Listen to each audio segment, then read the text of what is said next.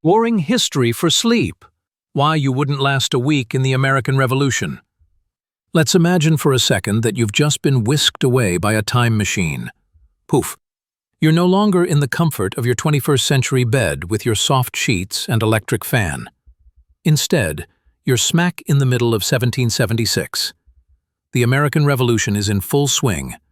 And, well, let's just say, you might not survive long. Day 1. Welcome to the war. Sort of. You step out of the time machine, blinking at the intense sun, and, yep, your first mistake. There's no AC, no fans, and certainly no chill. You quickly realize that a simple task like getting water is a chore. Forget your fridge. There's a well you've got to fetch it from. It's heavy, it's hot, and did we mention the mosquitoes? They seem to like the taste of you a lot. You try to fit in with the soldiers around you. But, they're wearing wool. Wool, in summer. You're drenched in sweat within minutes. You realize this wool business isn't as classic as it sounds. You would not last long in this gear. Oh, and did I mention they don't have modern medicine? That small scratch on your hand? Probably a death sentence by infection. Day 2, the simple life isn't. You hear someone mention camp food, and you're eager. Maybe it's a nice stew, or some form of protein. Wrong.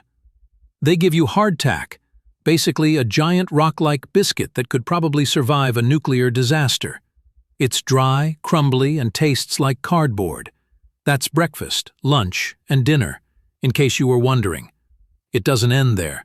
Your stomach is in knots, and you realize, wow, this could be my life for the next week or so.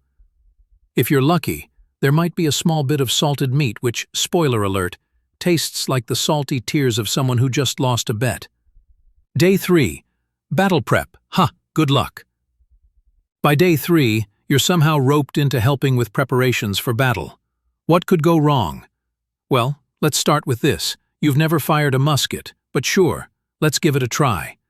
The musket is heavy, loud, and incredibly slow to load. First, you have to put powder down the barrel, then ram the ball in, and oh, wait, your arm's tired already. But that's fine because you're probably about to misfire and cause more harm than good. Now, let's talk about the actual battle. This isn't Gladiator with perfectly choreographed fight scenes. No, this is chaotic. You can't even see the enemy half the time because of the smoke.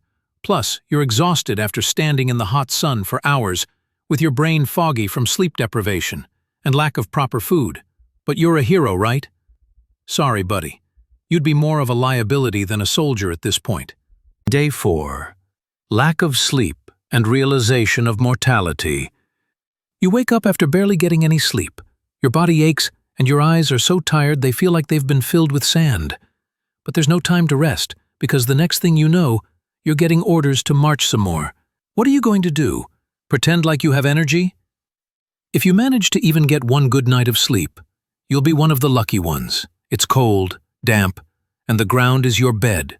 There's no soft mattress or pillow here, just the hard, unforgiving earth. Oh, and don't forget about the rats and fleas. The night seems endless, and every hour you spend awake in the dark, you start to understand why people didn't last long in these conditions. Fatigue is your enemy. Day 5. A shot of reality. At this point, you're realizing that maybe this revolution isn't for you. There's no time to rest, no time to think about home, no time to focus on anything other than staying alive. But here's the kicker. The people who survive the longest in these conditions are the ones who've been doing it for years. You're not one of them. Day 6.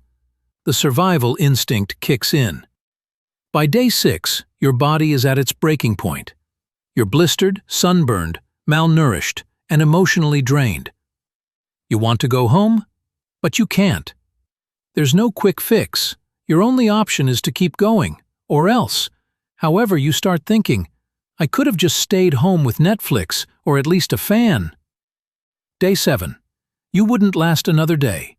By day 7, you're either stuck in a trench somewhere or running out of food.